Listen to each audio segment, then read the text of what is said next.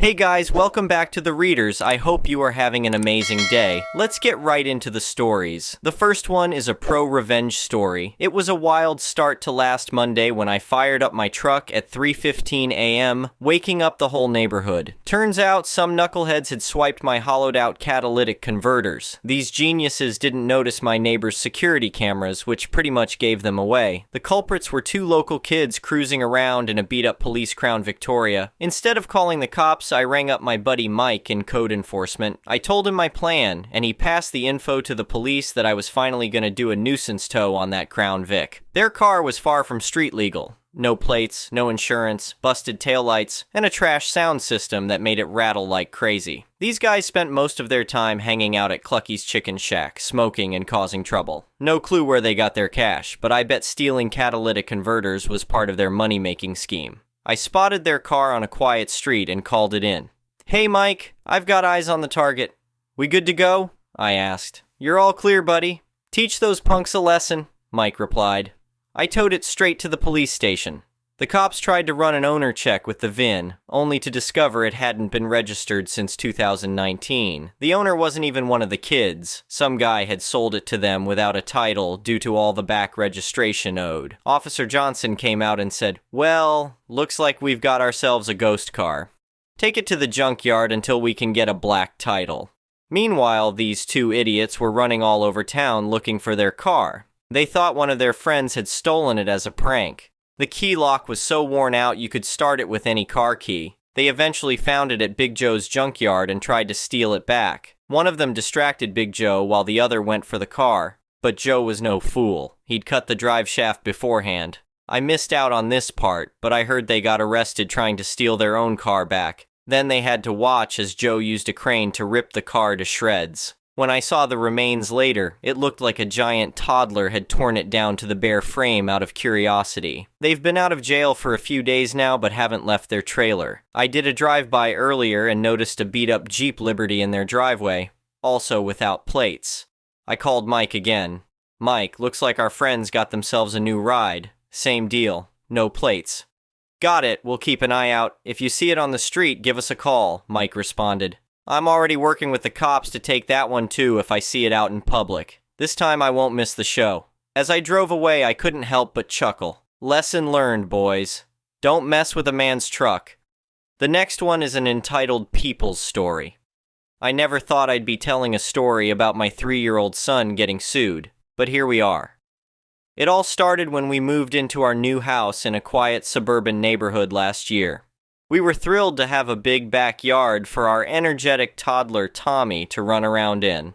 Little did we know that our next-door neighbor would turn our dream home into a nightmare. Meet Karen, a middle-aged woman with a bob haircut and a perpetual scowl. From day one, she made it clear that she didn't approve of us. At first, it was just dirty looks when we were outside. Then came the passive-aggressive comments about our landscaping. But things really escalated when Tommy started playing in the yard. One sunny afternoon, I was watching Tommy run around the backyard laughing and having the time of his life. Suddenly, I heard screeching from over the fence. "Hey, keep that brat under control. He's being too loud." I was shocked. Tommy was just being a normal, happy kid.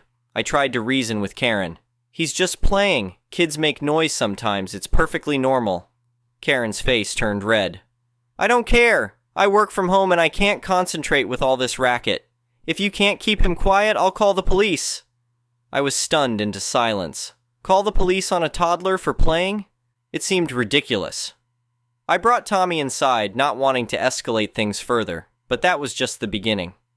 Over the next few weeks, Karen called the police on us 5 times for noise complaints when Tommy was playing outside.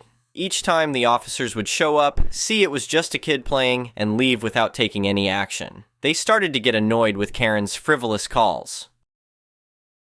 I tried talking to Karen again, hoping to work things out like reasonable adults. Big mistake. "Listen, I understand you need quiet to work. How about we agree on certain hours when Tommy can play outside? We can keep him in during your important work times." Karen sneered at me. "How about you keep that little monster inside at all times? I shouldn't have to listen to screaming all day." "He's a child, Karen. He needs fresh air and exercise. We can't keep him cooped up inside constantly." "Not my problem," she spat. Control your kid or face the consequences. I walked away, frustrated, but hoping that would be the end of it. I was wrong. A few days later, I was in the kitchen when I heard a crash from the living room. I ran in to find Karen climbing through our broken window, a stack of papers in her hand. "What the hell are you doing?" I yelled, grabbing my phone to call cop. Karen straightened up, brushing glass off her clothes. "I'm serving you papers. You've been sued." "Sued? For what?" I was bewildered. "For allowing your delinquent child to continually disturb the peace and interfere with my work. I'm suing you and that little brat for $100,000 in lost wages and emotional distress." I stared at her in disbelief as she shoved the papers at me. "You're suing my 3-year-old son for playing in his own backyard? And you broke into my house to deliver lawsuit papers yourself? Are you insane?" Karen just smirked. "See you in court." Then she turned and started to climb back out the window. "Oh, no, you don't," I said, grabbing her arm. "You're staying right here until the police arrive." Karen tried to wrench free, but I held on tight. We were still struggling when the police showed up a few minutes later. I explained the situation, showing them the broken window and lawsuit papers. The officers were incredulous. "Ma'am, you broke into someone's home to illegally serve lawsuit papers? On a toddler?" one asked Karen. "I had no choice. They were avoiding being served," Karen protested. "That's because we didn't know we were being sued," I exclaimed. "You never told us about a lawsuit." The officer sighed deeply. "Ma'am, turn around. You're under arrest for breaking and entering." As they led Karen away in handcuffs, she was screeching about how she was the real victim here. I just shook my head in disbelief. The next few months were a whirlwind of legal proceedings. Karen's ridiculous lawsuit against Tommy was quickly thrown out by a judge, who berated her for wasting the court's time. But that was just the beginning. I decided to press charges against Karen for breaking and entering. I also filed a civil suit for the damage to our home and emotional distress. As the case unfolded, we learned that Karen had a history of harassing neighbors and filing frivolous lawsuits. Several of her past victims came forward to testify against her. In the end, Karen was found guilty of breaking and entering. She was sentenced to probation and ordered to attend anger management classes. In the civil case, the judge awarded us $50,000 for damages and distress. Karen's face turned purple when the verdict was read. But the karma didn't stop there. All the negative publicity from the case led to Karen losing her job. Last I heard, she was trying to sell her house and move away. Good riddance, if you ask me. As for us, we used part of the settlement money to build a taller fence between our yards. The rest went into a college fund for Tommy. These days, he plays freely in the backyard without a care in the world. Sometimes I catch myself smiling as I watch him, remembering how his innocent play led to the downfall of a neighborhood tyrant. The whole experience taught me a valuable lesson about standing up to bullies, even when their behavior seems too outrageous to be real. It also made me appreciate our other neighbors more. They rallied around us during the whole ordeal, offering support and testifying on our behalf in court. In the end, Karen's attempts to control and intimidate us backfired spectacularly. Instead of cowing us into submission, she united the neighborhood against her and faced serious consequences for her actions. I like to think that maybe, just maybe, this experience will lead her to reflect on her behavior and make some changes. But even if it doesn't, at least our little corner of the world is more peaceful without her constant complaints and threats. As for Tommy, he's blissfully unaware of the drama he inadvertently caused. To him, the whole thing was just a blip in his happy childhood. And that's exactly how it should be. Kids should be free to play and laugh without fear of ridiculous lawsuits or angry neighbors. Thanks to Karen's comeuppance, that's now the reality in our neighborhood. So if you ever find yourself dealing with a Karen of your own, remember our story. Stand your ground, document everything, and don't be afraid to use the legal system to protect yourself. You never know. Your neighborhood nuisance might just end up learning a very expensive lesson. The next one is a petty revenge story. Someone posted their own story here earlier, and I thought y'all might like mine. My grandfather passed away last year, and my mother immediately swooped in to take care of him. In his final 3 weeks, she went through all his belongings and took all the good stuff before her siblings could. She hired a lovely nurse to help him, but my mother still maintains that she was his sole caretaker. One of the things she took was the handicap placard from his car. She then started using it everywhere she went, despite being in perfect physical health. When I told her it was crappy of her, she said, "I spent so much time caring for him, I earned it." As I've said before, that's a lie. I then found out that our city has a volunteer parking enforcement program. I spent 4 hours on a Saturday to get certified. It was free. Then I started following her. When she said she was going out for groceries, when she went out for brunch with friends, and even when she went to church. And by the power vested in me by the great city in which I'm a resident, I wrote her 3 parking tickets in a week, totaling somewhere around $1,500. Each ticket is $500. I took pictures of her car each time, so I would have evidence if needed. She even had to argue with a judge that she would never do it again and that she didn't deserve community service. A poor choice on the judge's part, but hey, that's the system for you. The next one is a malicious compliance story. This was last year. In hindsight, I feel a little bad for the professor. He wasn't the worst I'd ever had, and he was up against a university which was in turmoil behind the scenes and spearheading an untested new course. That being said, I am paying quite exorbitantly for this education, and he was a right snot about this, so it was a history course, and one of the assignments was a group project wherein we presented in front of the class. There was a 3-hour seminar taking place in a lecture hall, the last hour of which was reserved for 2 groups to go up and present at a half-hour apiece. This would involve a Q&A session afterwards, just to keep us on our toes, I suppose. Professor really emphasized that we pick the week and topic we're going to present in, and that's that. It's first come, first serve, and if you miss your spot, you get a 0. Thought nothing of it at the time. Seemed fair. Didn't like his attitude, but whatever, right? Well, I won the lottery with the group I was assigned. They were grand lads and a dream to work with. We decided on an advantageous week to present, given our schedules, and we spent the run-up fine-tuning this presentation and really getting it to work. We used a stopwatch and everything. We even brought in outsiders to ask questions we might not predict. All was well. Except we were presenting in week 5, and a disturbing pattern had emerged during the seminars in weeks 2, 3, and 4. For all his talk about keeping things constrained and everyone working within a schedule, whoever went second was screwed.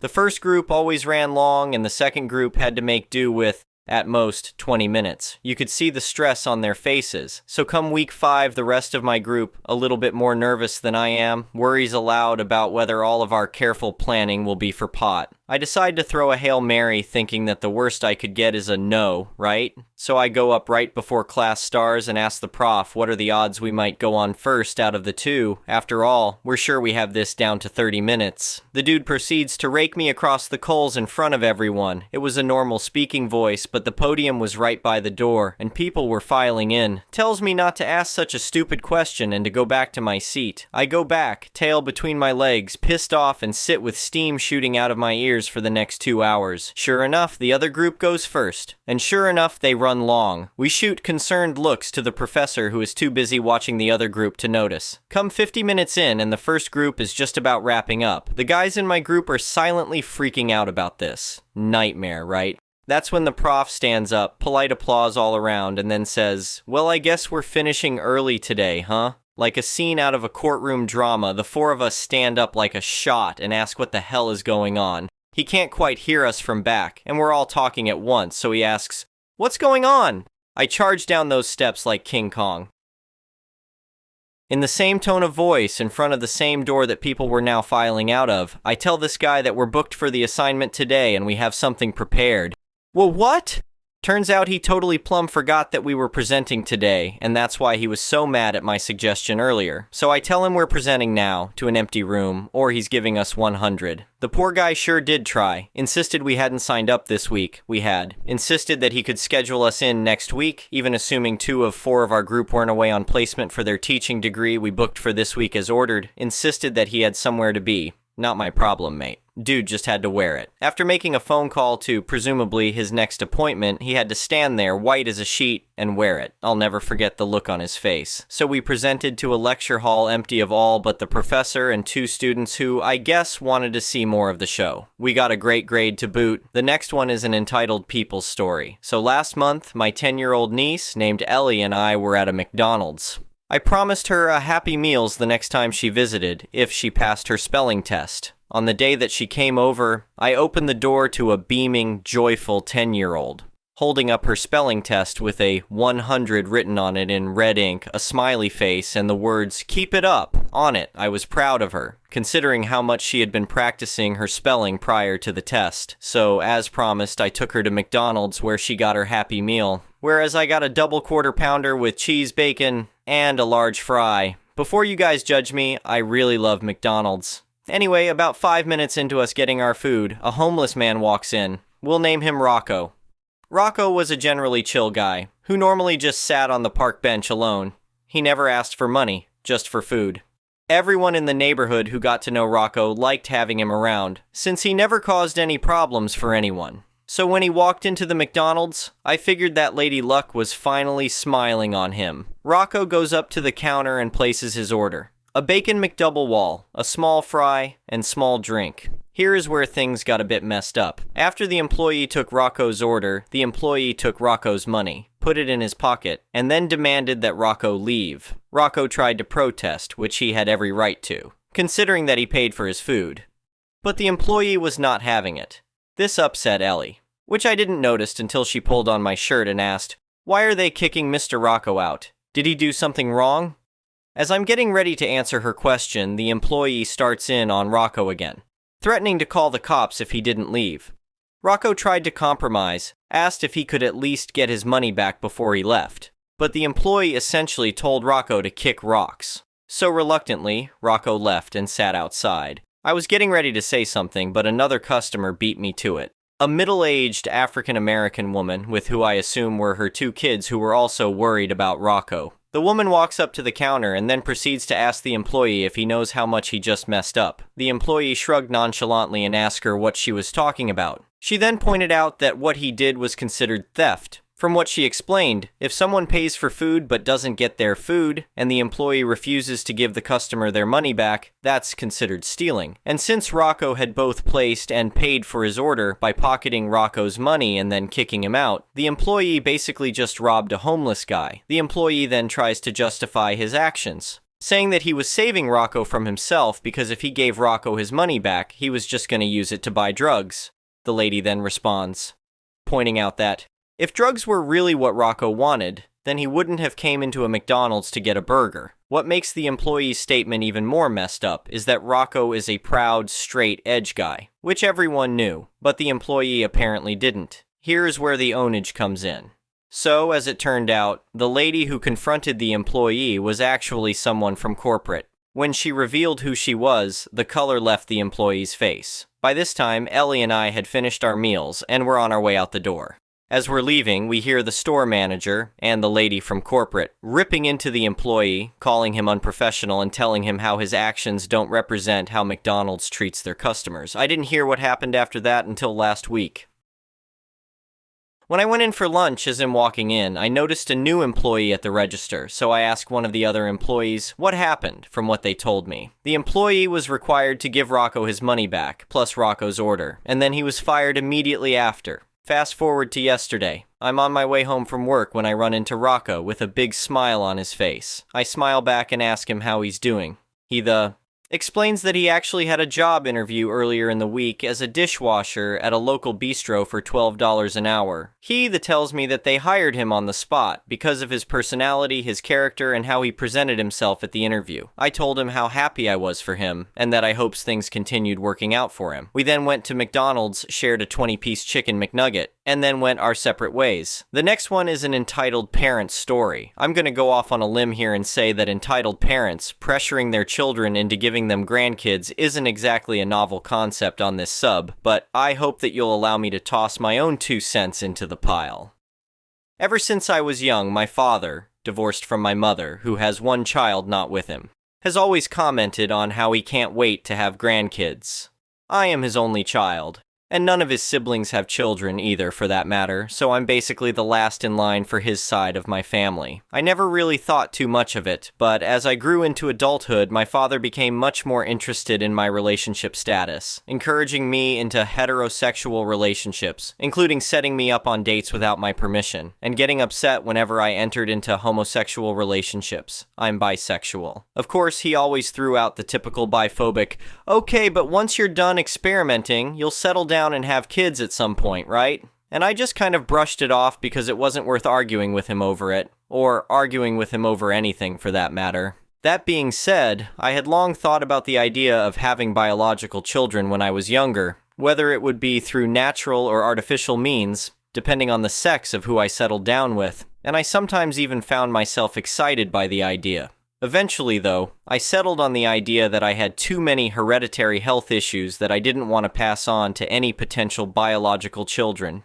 Given that there are also plenty of kids in foster care who need warm, welcoming homes, I figured that I could look to adopt if I ever did end up wanting children of my own, though it is questionable whether I'll ever reach that point or not. My father obviously wasn't happy with me coming to that conclusion, and he kept trying to convince me to have biological children even though I explicitly told him that I didn't want to do so. Anyways, a few years ago, I had a medically necessary procedure that made it 100% certain that I would never be able to have biological children. I did not tell my father, because I was well aware of how he would react if he found out that I had done such a thing, whether or not it was medically necessary. I considered the fact that I had essentially doomed my father's family line to die out with me, but I had never really been someone too focused on passing on my bloodline or whatever.